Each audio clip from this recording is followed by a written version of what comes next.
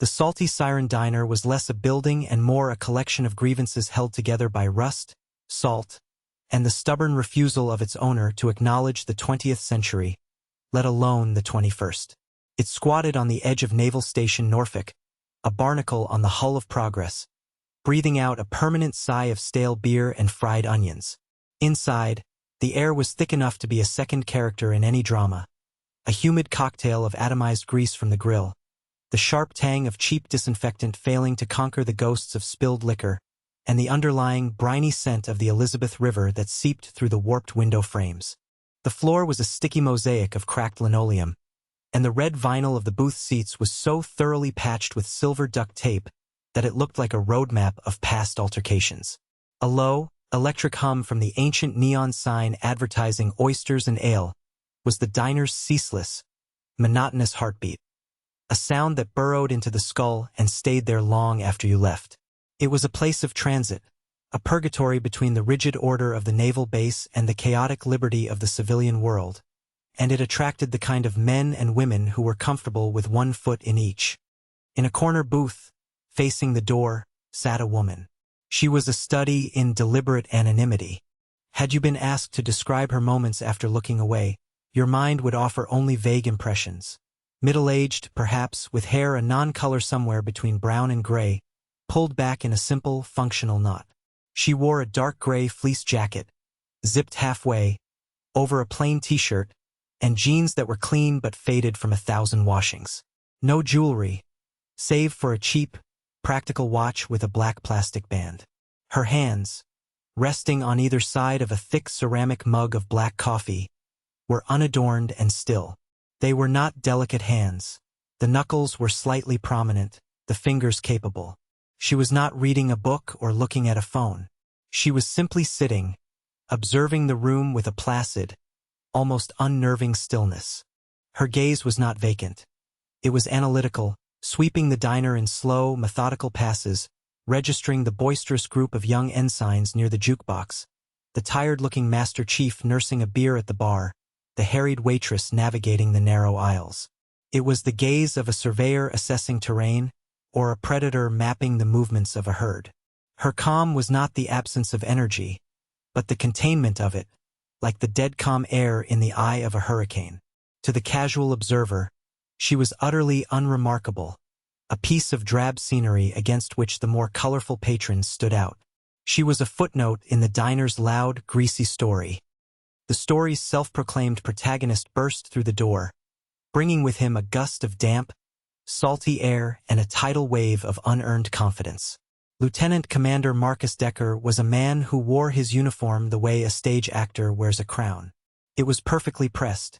His ribbons were a meticulously arranged block of color on his chest, and the gold oak leaf on his collar seemed to catch and magnify the diner's dim light. He was tall, broad-shouldered, with a square jaw that looked like it had been carved from naval tradition itself. He moved not like he was entering a public space, but like he was stepping onto the bridge of his own ship, expecting the world to subtly rearrange itself around his presence. His voice, when he greeted the sailors at the bar, was a booming baritone that cut through the diner's ambient hum, a sound designed to command attention. He was the living embodiment of middle management authority, a man who had mastered the performance of leadership without ever having been truly tested by the crushing responsibility of it. He was popular with his subordinates because he bought rounds of beer, and tolerated by his superiors because he never failed to salute crisply and agree enthusiastically. He saw the world as a simple hierarchy, and he was perpetually focused on the next rung of the ladder, a rung he felt was his by right. Decker held court for a few minutes, his laughter the loudest sound in the room, his back-slapping camaraderie a performance for the benefit of the junior officers, who looked at him with a mixture of admiration and aspiration. He was telling a story, its details unimportant, its purpose solely to reinforce his own status as a man of action and experience. Finally, he turned his attention toward securing a beer, his path taking him directly past the quiet corner booth. His momentum was that of a man unaccustomed to obstacles, and he did not slow as he approached. The woman did not move. She did not shrink away or adjust her position to grant him easier passage. She simply sat, her hands still around her mug, her presence a small, silent island of tranquility in his path of self-importance. He stopped abruptly, his large frame casting her in shadow. He looked down, his eyes taking in her plain clothes, her unassuming posture. His mind, a machine built for rapid, superficial judgment, processed the data and delivered a swift, confident verdict. Civilian. Probably a tourist or maybe some sailor's mother. Insignificant. An obstacle to be removed. A condescending smile formed on his lips, the kind one gives to a child or a pet. "Excuse me, ma'am," he said, his voice dripping with patronizing chivalry. "You're in the way of a thirsty sailor. Mind moving?" The woman's eyes lifted to meet his. They were clear and gray, and for a moment, Decker felt an odd, prickling sensation, as if he were being scanned and catalogued by something ancient and powerful. The feeling passed as quickly as it came, dismissed by the sheer force of his own ego. She gave no sign of rising. Her voice, when it came, was quiet, level, and utterly devoid of deference. "I'm quite comfortable where I am." The response was so unexpected, so contrary to the social physics he understood, that Decker was momentarily stunned into silence. The ensigns at the nearby table fell quiet, their conversation ceasing as they sensed the shift in the diner's atmosphere. The easygoing commander was being challenged, however quietly, by a drab, middle-aged woman. Decker's smile tightened. His condescension curdled into irritation. He had offered her a chance to move with a modicum of grace, and she had refused. It was a violation of the natural order. "Look, sweetheart," he said, leaning in, his voice dropping to a conspiratorial, threatening whisper. "This is a Navy bar. You're taking up space. I suggest you move along before you find yourself in a situation you don't understand." She did not flinch. She did not turn. Her gaze remained locked on his, her expression unchanging. It was like arguing with a cliff face. That unnerving calm, which had been a passive quality, now felt like an active weapon. It was a mirror, reflecting his own blustering insecurity back at him, magnified. He could feel the eyes of the junior officers on his back. His authority, the very currency of his existence, was being questioned in public. He needed to reassert dominance quickly and decisively. "Did you hear me?" he growled, his face reddening. "Get up." To punctuate his command, he reached out and grabbed her arm, his fingers digging into the fleece of her jacket. It was a gesture of casual, thoughtless power, the way one might shove a piece of furniture. He expected her to yelp, to stumble, to finally show the fear and submission he required. Instead, something remarkable happened. Nothing. She did not move. It was as if his hand had closed on a steel stanchion bolted to the diner's foundation. She absorbed the force of his shove without the slightest tremor, her spine remaining perfectly straight, her eyes never leaving his. The only movement was the slow, deliberate way she lifted her coffee mug, took a sip, and placed it back on the saucer with a soft, definitive click. The sound was as loud as a gunshot in the suddenly silent diner. She was a lioness allowing a jackal to dance at the edge of its kill radius, her stillness a far greater threat than any snarl. Just as Decker's fury was about to boil over into a more significant physical act, the world outside the Salty Siren ended. It began not with a bang, but with a sound, a low, guttural moan that seemed to come from the sky itself. The lights in the diner flickered once, twice, then went out, plunging the room into a murky twilight lit only by the gray, angry light from the windows. The electric hum of the neon sign died, leaving a ringing silence that was immediately shattered by a concussive blast of wind that hit the building like a physical blow. The large plate glass window at the front of the diner bowed inward, a spiderweb of cracks instantly racing across its surface before it exploded, sending a shower of glass and a hurricane of wind and rain into the room. Pandemonium erupted. Sailors shouted, chairs and tables scraped across the floor as people scrambled for cover. The cheerful jingle of the bell over the door was replaced by the demonic shriek of the wind tearing at the building's frame. Outside, the world had become a churning vortex of gray water and black sky. A conditioned Zulu storm, A meteorological bomb that had been a distant threat on the weather charts had materialized directly over the naval base with impossible speed and ferocity. From the pier, the terrifying metallic groan of stressed mooring lines and the high-pitched scream of emergency sirens began to cut through the roar of the storm. In the chaos, Lieutenant Commander Decker reacted as his training dictated. He began to shout, "Everyone stay calm. Get away from the windows. You too." He pointed at a pair of terrified-looking petty officers. "Barricade that door. Ensigns, with me. We need to get back to the ship." His orders were loud, authoritative, and utterly useless. They were textbook responses to a situation that had torn the textbook to shreds. Barricading the door was pointless when the front of the building was gone, and trying to get back to the ships in a 90-knot crosswind was a death sentence. He was projecting authority, a panicked actor reciting lines from a play while the theater burned down around him. He was a man with a hammer in a world that had suddenly become made of water and wind. And then, through the cacophony, a new sound emerged. It was a voice, not loud, but it possessed a strange acoustic property, a resonant frequency that sliced through the noise of the storm and the panic of the men. It was the voice of the woman from the corner booth. She was on her feet now, having moved from her seat with an economy of motion that was both fluid and impossibly fast. She stood in the center of the room, a small, still point in the swirling chaos, and her presence seemed to bend the room's frantic energy toward her. "Belay that order," she said. The two words were delivered with the flat, implacable force of a judicial sentence. Decker spun around, his face a mask of disbelief and rage. "Who in the hell do you think you are?" he bellowed. She ignored him completely, her attention now a focused beam of energy. Her eyes swept the room, not seeing panicked sailors, but assessing assets.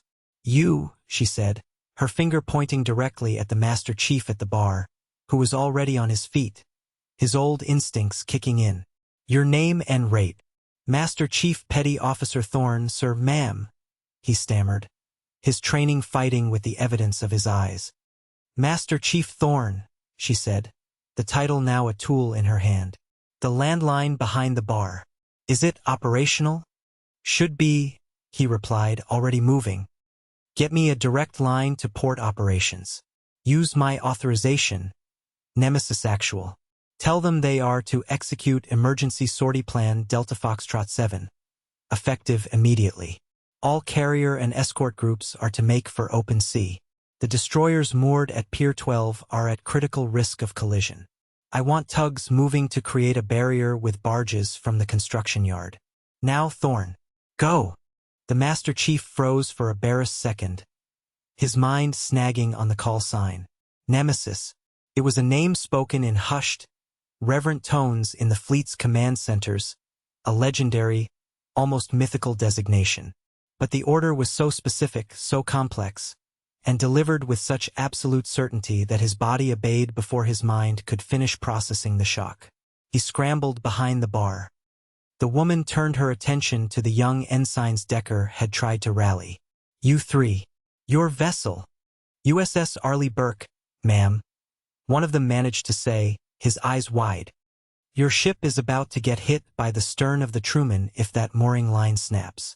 You are no use to her now. You are used to me. You," she pointed to the tallest one. "Find the diner's circuit breaker.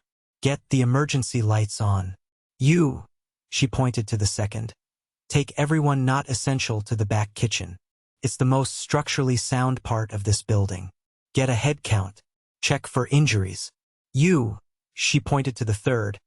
"Get on the base emergency frequency with the handheld radio from behind the bar. Relay my instructions verbatim. Do you understand?" They all nodded, their youthful arrogance washed away by the tide of her competence.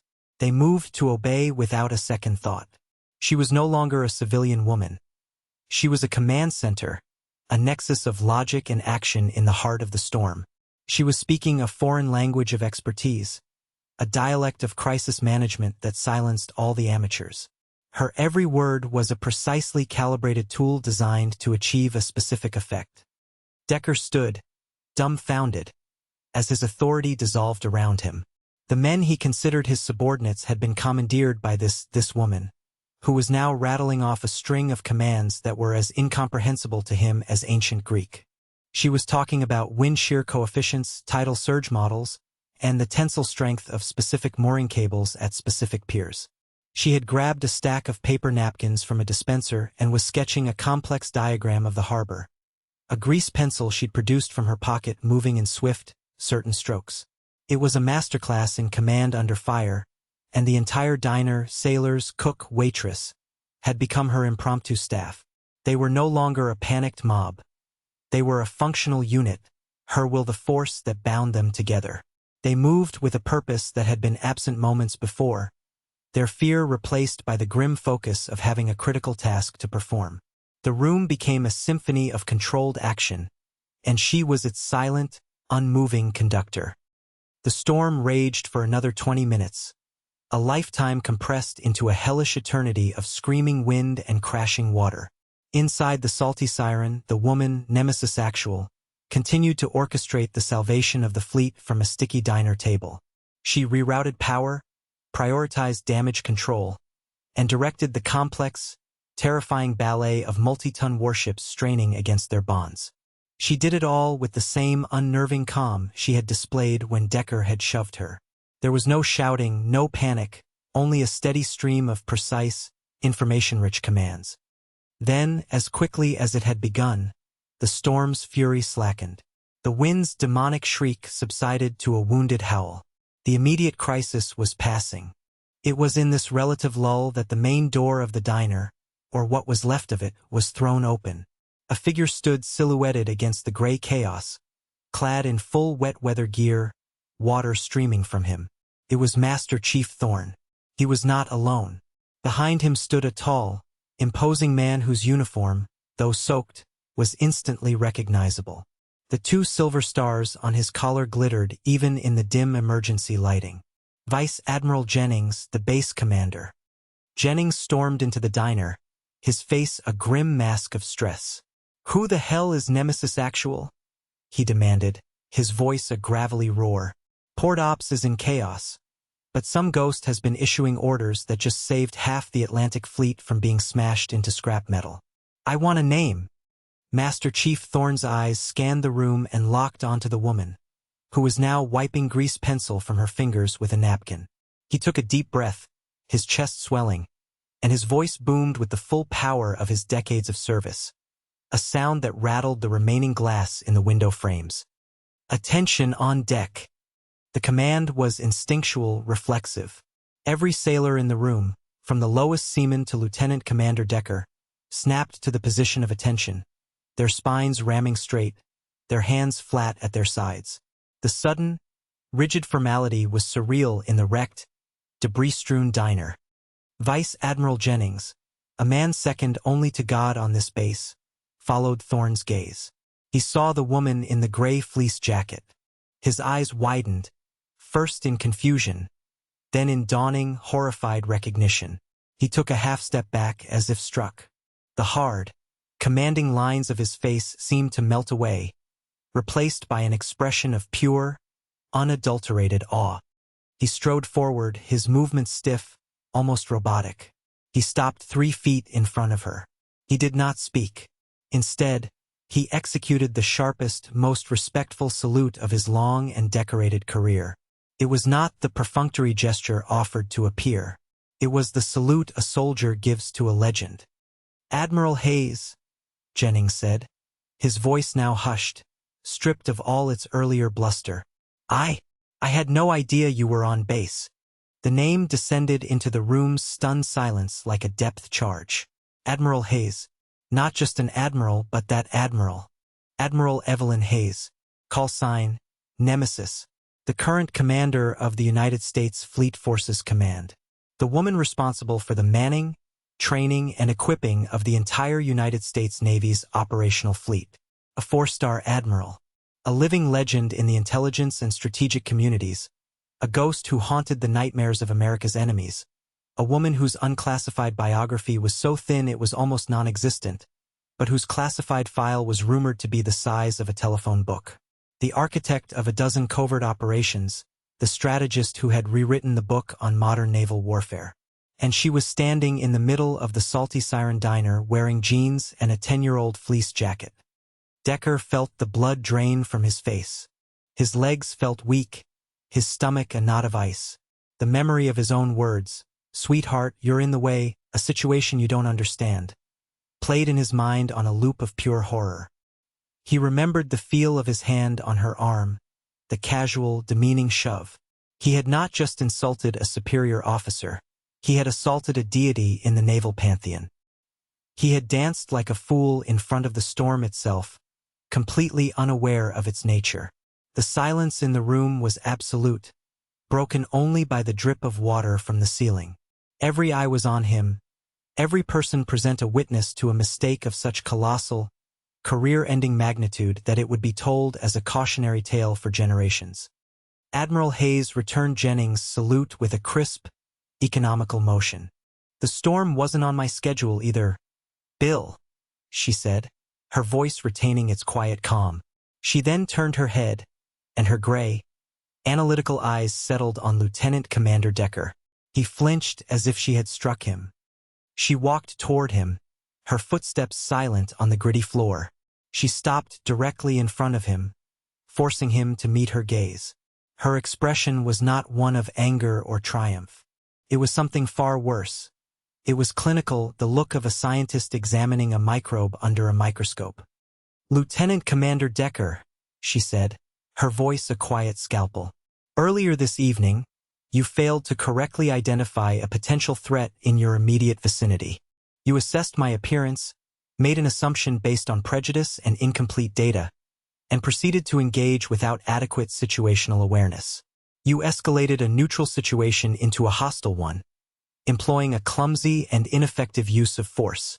She paused, letting the words hang in the air. She was not dressing him down for disrespect. She was dissecting his professional failure, reframing his boorishness as a critical tactical error. "Your actions demonstrated a profound lack of judgment, observation, and emotional control. Had I been an actual adversary, had this been a test of your security protocols, you would not only be dead, but you would have compromised everyone and everything under your command. Your primary failure was not one of etiquette, Commander. It was a failure of intelligence.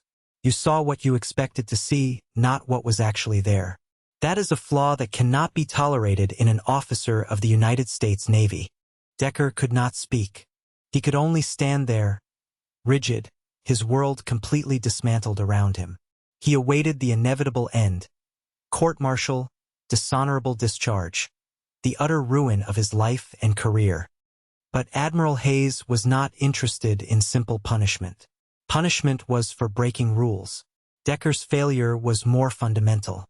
He required re-education. She turned to Vice Admiral Jennings.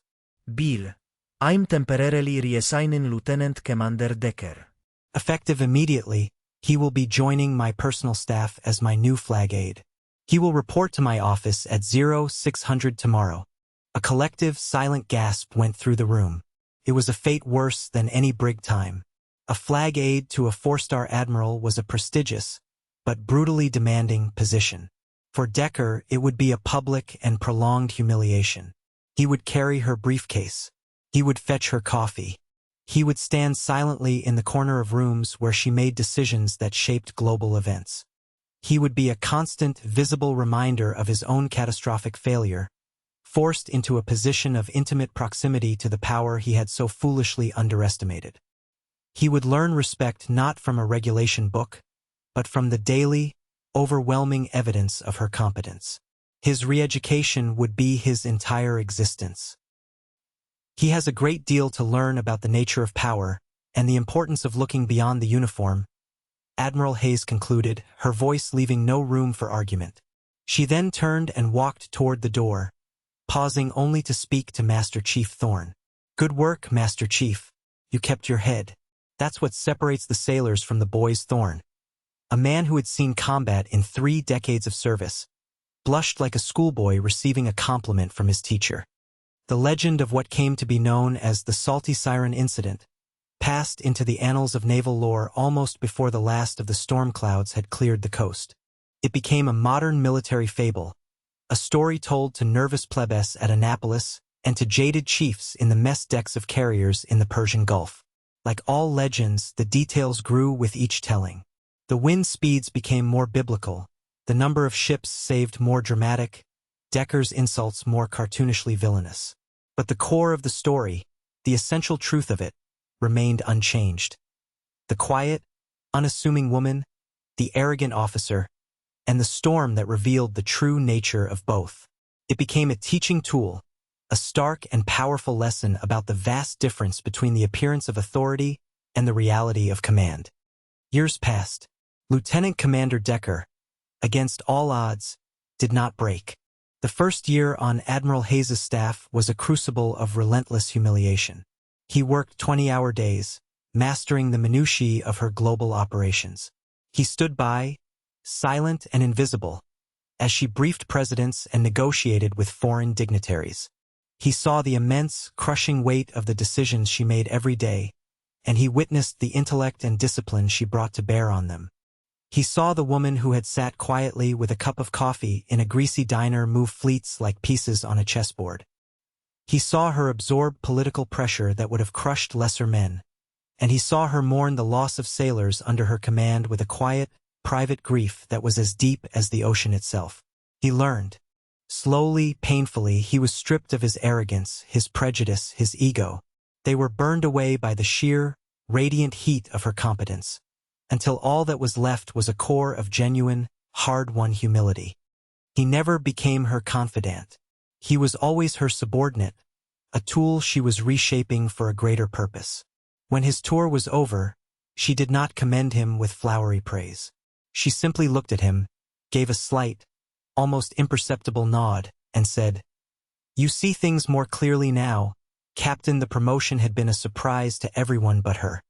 Captain Marcus Decker eventually became one of the most respected instructors at the Naval War College. His signature lecture was titled Threat Assessment and the Failure of Perception. He never used a PowerPoint presentation. He would simply stand before the auditorium filled with the Navy's best and brightest future leaders and tell them a story. He would tell them about a sticky-floored diner, a loud-mouthed lieutenant commander, and a quiet, middle-aged woman in a gray fleece jacket. He told the story against himself, using his own monumental foolishness as the primary teaching aid. He was brutally, unflinchingly honest about his own arrogance and prejudice. "Your greatest enemy," he would conclude, his voice quiet but carrying to the back of the hall, "will not always be on the other side of a missile tube.